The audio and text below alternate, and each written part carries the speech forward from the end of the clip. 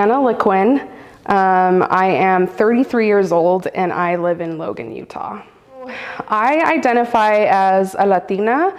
I was born in the United States. Both of my parents are from Central America. My mom is from El Salvador and my dad is from Guatemala. So I see myself as like a Central American Latina, not somebody from like Mexico, which some people think is all of Latinos, but it's not. Right.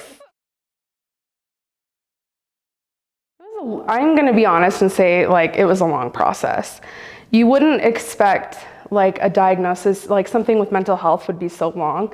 You would think that it would just, you would go in and be done, but it took over like several visits for me to finally have my doctor, my physician, actually diagnose me with depression, PTSD, anxiety, and then just recently I was diagnosed with ADHD, which completely makes sense as to why my brain is all over the place.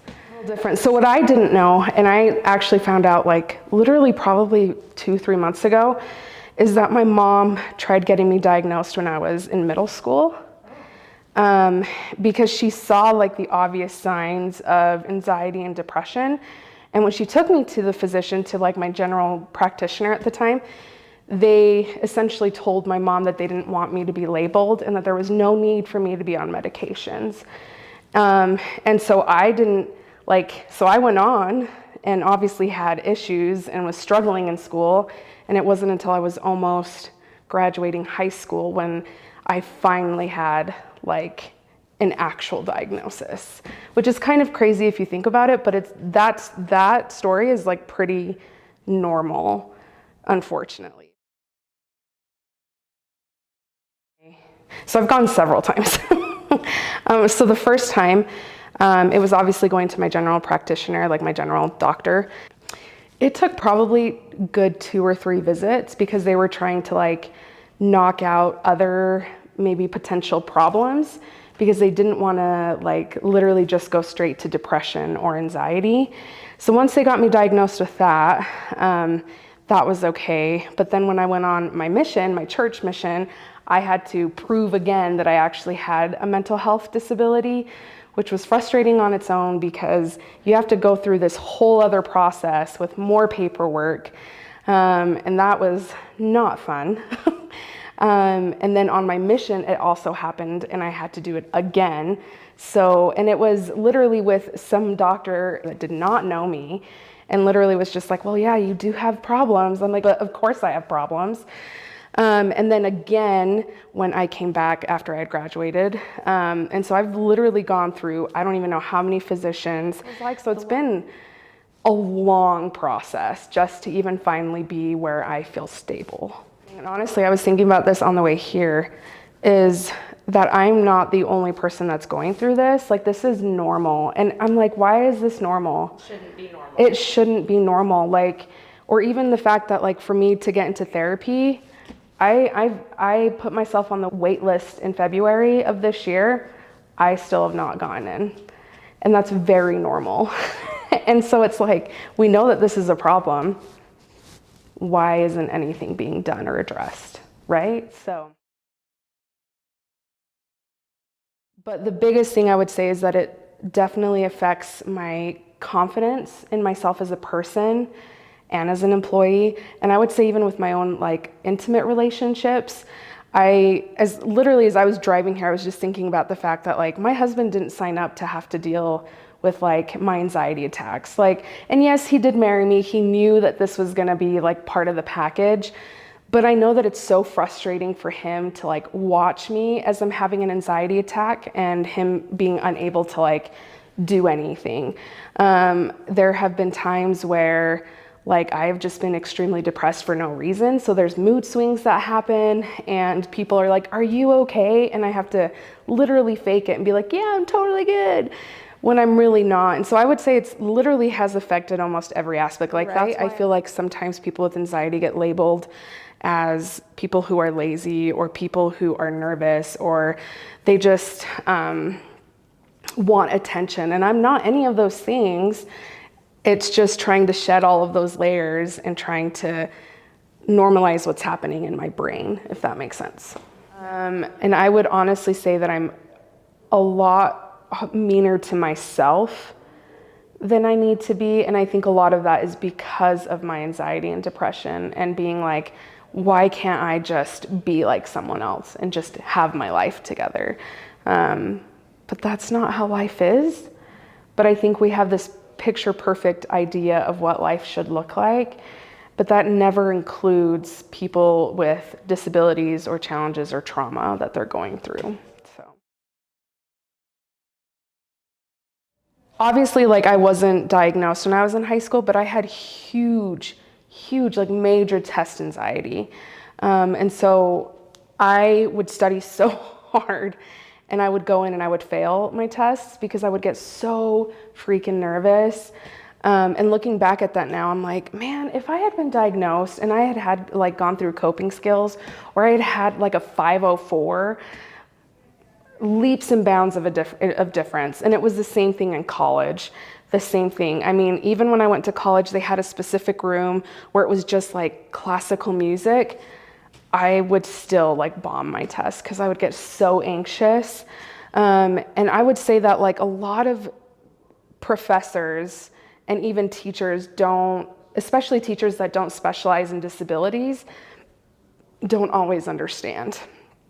And so, and I will say that because even now people don't see mental health as disabilities, even though they are protected under the ADA. They kind of just see them as like its own thing, but it's not. And so and that was honestly the biggest struggle. And even with my roommates, some of my roommates like flat out would be like, I don't like living with you. And I'd be like, oh, I'm really sorry that I have anxiety, and that's why I shut myself off when I'm nervous or anxious. And they wanted me to be like always myself, all bubbly, but I'm like, I can't do that. Like, I'm a human being.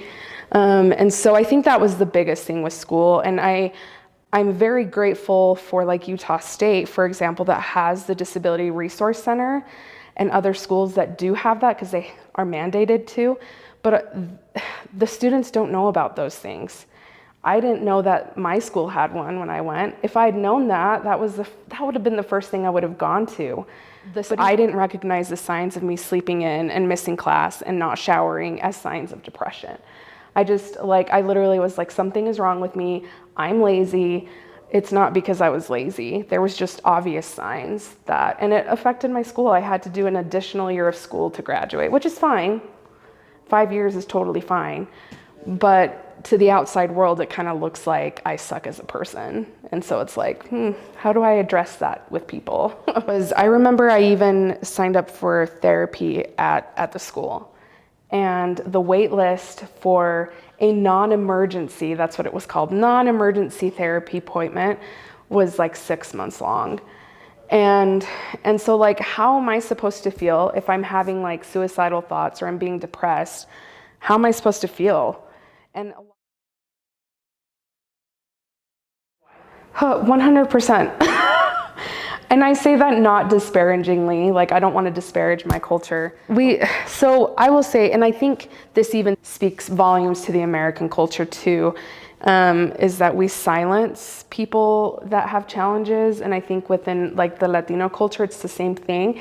And I don't think they do it out of spite, but I've seen this all my life. But children that I grew up with, if they had like significant disabilities, their parents never wanted them to be labeled.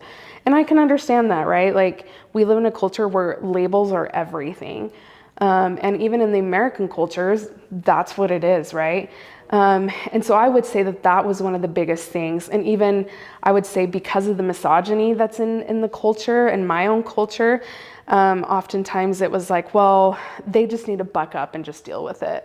Obviously they said it in a really horrible way, but I think a lot of it was just rub some dirt on it, you'll be fine, or you're just making it as an excuse because you don't want to go help out with chores. A lot of the information is always in English, it's never in Spanish. So how are we supposed to how are people who don't speak English going to know what information and resources are out there? Like, everything is not tailored to those type of demographics, and I think that's what makes it impactful as well.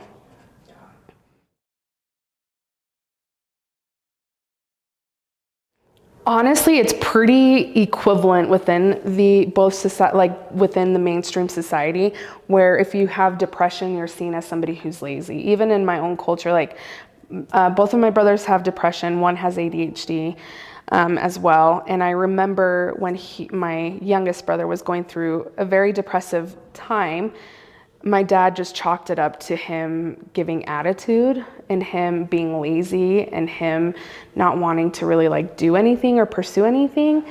And so I look at that situation and I'm like, why are we saying that because he's depressed, he's lazy? So I think that's the other, so I think that's why I'm like, it's pretty equivalent, I think, in both mainstream and within my culture. Is that we see them as like being lazy, even though that person is not lazy, they just need help.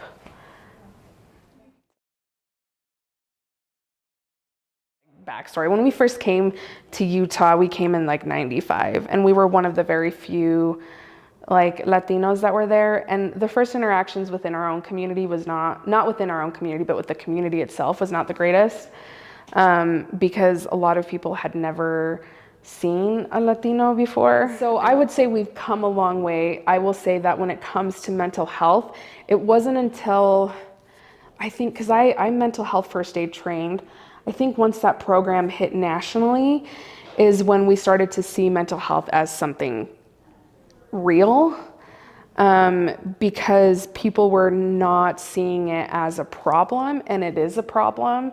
And by problem, I mean not a problem with the person, but the way that society handles and addresses that. And so I would say that's one way that like our community has gotten better, but I don't know if I've ever seen anything extremely negative in my own community. And I think a lot of that is because within the Latino culture, we're very loving and friendly, and we just come together and support in the best way that we can. And I think a lot of it as well is because we have been growing within the community, right? And the community is starting to see the good that we're trying to do. And so they're like, hey, this is great. So that's how. The one thing that I would definitely change is, so like this is super me being vulnerable, is probably the abuse that I grew up with. There was a lot of verbal, emotional, psychological abuse, which obviously is where my diagnosis of PTSD comes from. And so I would say that would be one thing that if I could go back and wish for like a magical fairy to be like, let's get rid of that, I would be like, yes. But at the same time, I would say no, because I feel like I have come a long way from where I was at before. I mean, I did attempt suicide right after I graduated from college, and my poor mother, like how she handled that, I'm like still like I like owe her so much. But so that's why I'm like, it's so hard, because I would say yes, but at the same time, like I wouldn't be here without any of those experiences. And so I grew up where there was probably 10 of us, 10 Latinos in my high school, and I like here in the Valley. Since then, it's obviously changed. But I remember feeling almost shameful that I wasn't hanging out with them, and I was hanging out more with like white people, but like that was that was the majority of the population. And I look back at that and I'm like, I can't believe I was thinking that. But honestly, like I will say that at one point, I honestly was like, I don't even know if I identify as Latina, because like my skin is lighter. I've even had like my own family members be like, well, you're so lucky that your skin is so light. And that's like blatant racism. And unfortunately, like we have to understand that like Latinos are not all dark, right? And it wasn't until probably when I got married to my husband where he was like, there's such a cultural difference with us. And I was like, no, there's not. Like, and he was like, no, they're like, it is so clear that your culture is like a huge part of you. And I was like, what? And it wasn't until he started to point out the little things that I was like, oh my gosh, like it is a huge part of who I am as a person.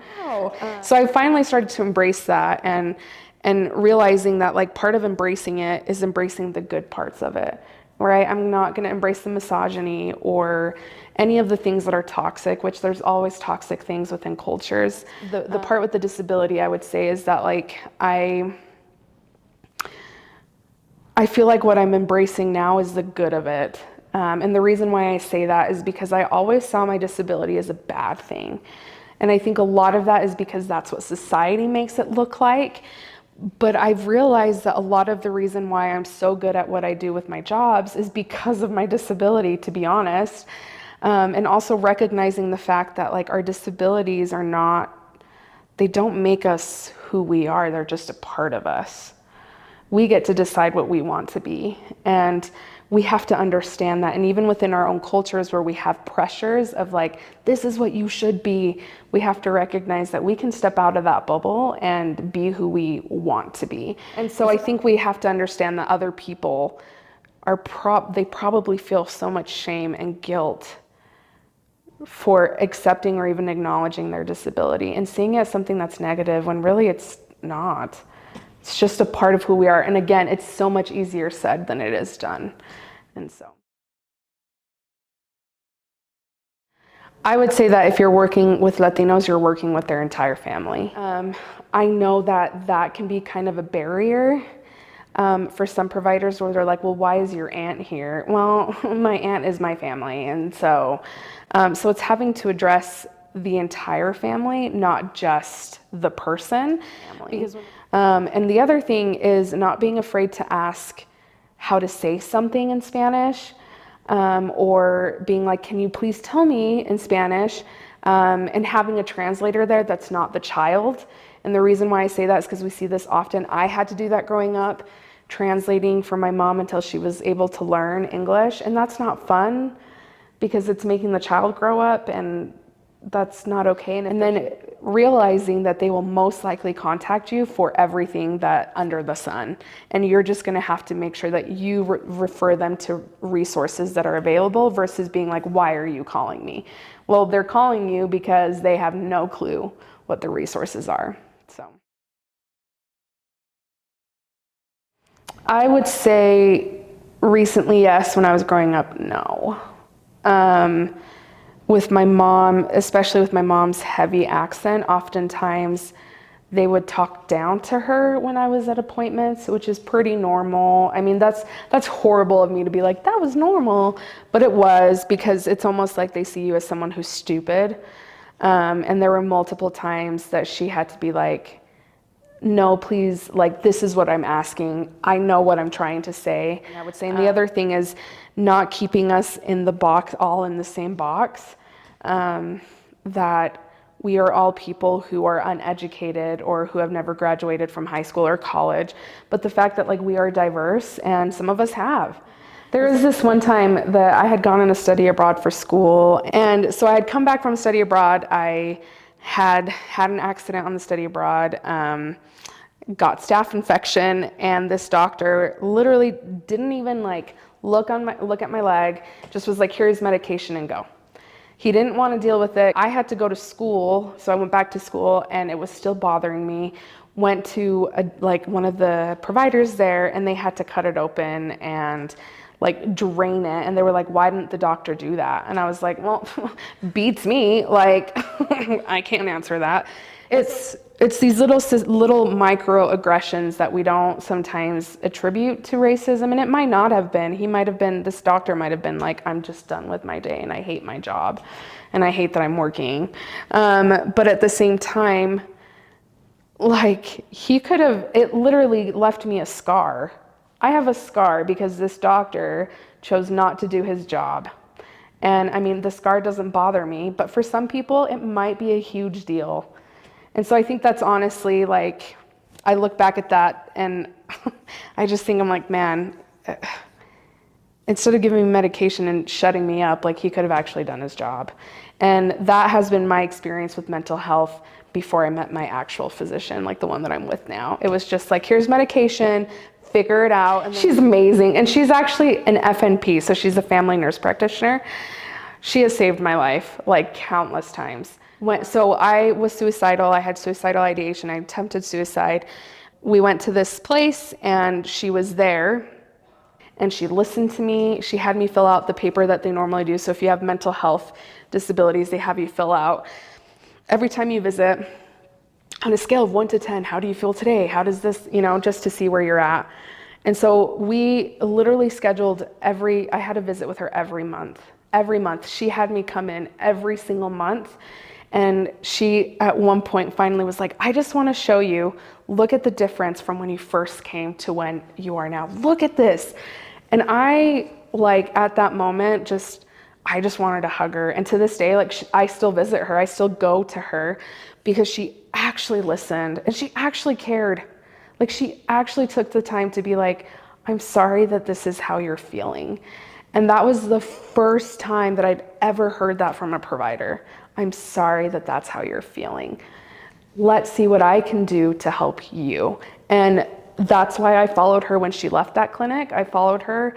And even though I had to pay out of pocket because she wasn't in my network, I still did because I was like, there's no way I'm going to switch.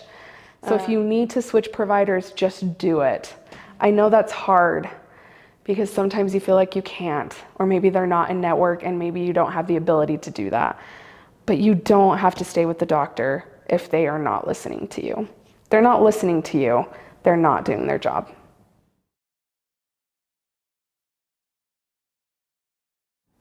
I would say no when I'm applying because I don't disclose.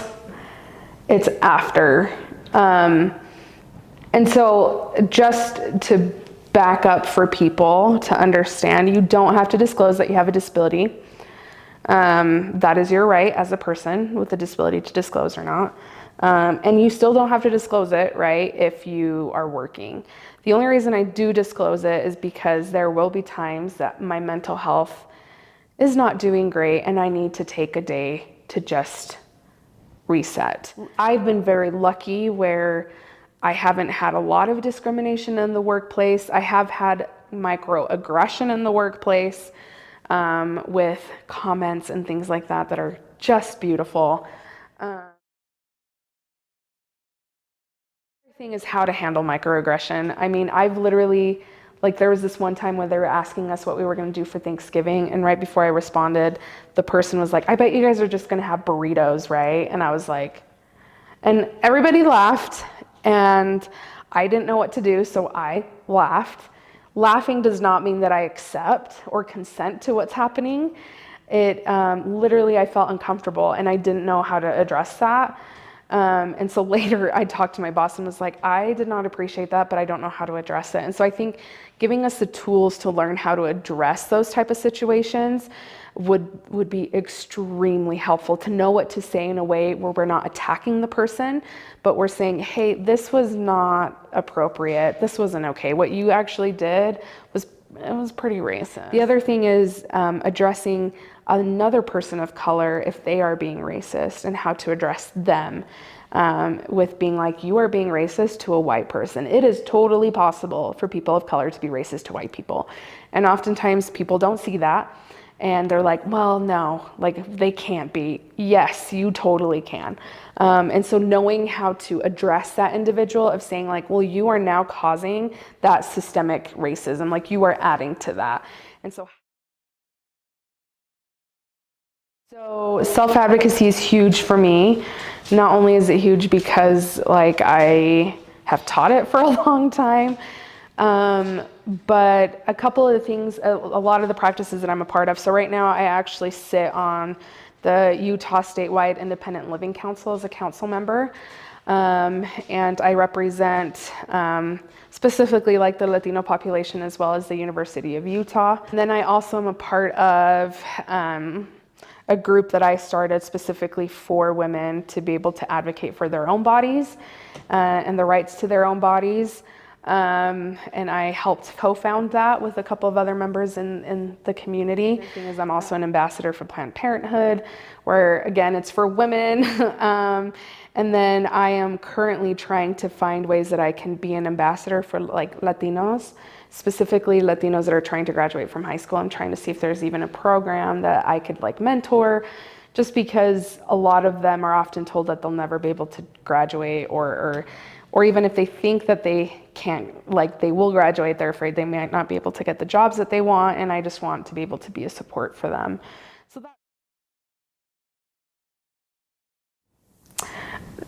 there will be moments where you are going to have ups and downs. There are going to be moments where people might not believe that you're experiencing anxiety or depression or PTSD or whatever it is. And just understanding that the world has yet to catch up with mental health. And that there are going to be people that will come along in your life that will be there to support you and that will change your life. And maybe not at that moment, it might take time, but just realizing that that system, your support system, will come to place eventually. My support system took years to finally build. And I would even also say is being able to speak your own truth and speaking up for yourself, not being afraid to change physicians. If you don't want to be with that physician, you don't have to be with that physician. You can leave. You can literally say, you are not listening to me. And that takes a lot of courage, and that is really hard to do because we feel like obligated to come to them. You don't have to. And then like the last little thing I would say is it's okay to feel the way that you're feeling. We often feel like we have to feel happy and bubbly and suppress the maybe negative emotions or the turmoil that we're feeling or the turbulence that we're feeling. It is totally okay to acknowledge those feelings. It's totally okay to say, I am not okay. Acknowledging that is the first step to being able to finally take that breath of air and being like, it's gonna be okay. Like, just acknowledge that you're not okay, and that's okay. Like, there's nothing wrong with that.